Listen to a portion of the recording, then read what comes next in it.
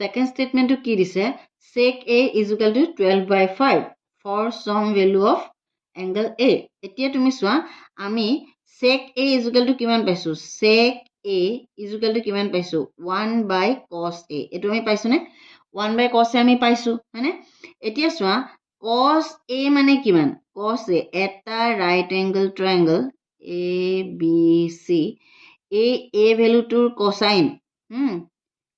cos A কিমান হ'ব cos A ratio কিমান হ'ব তুমি কোৱাচোন আমি এটো যদি p বুলি ধৰিছো এটো b বুলি ধৰিছো এটো h বুলি ধৰিছো হয়নে cos A মানে কিমান b/h হল এটো বেস আৰু এটো হাইপোটেনাস হল এটা কথা মন কৰিবা কেতিয়াও কোনো কথাতে বেসটো হাইপোটেনাসতকে ডাঙৰ হ'ব নোৱাৰে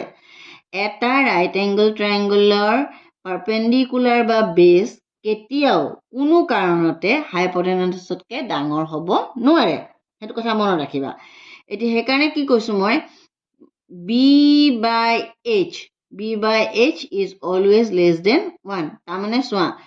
2/3 হেতু less than 1 হ'ব গম পাইছানে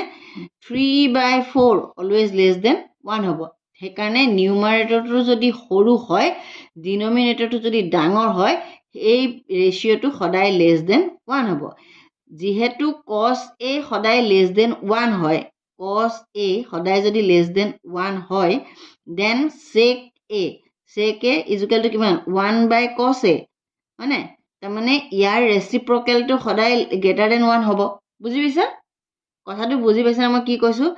যদি cos A less than 1 হয় sec A 1/cos A হয় না মানে ইয়াৰ ইনভার্সটো তেতিয়া হি greater than 1 হ'বই হ'ব এতিয়া আমি কি বুলি লিখিব লাগিব cos A always less than 1 so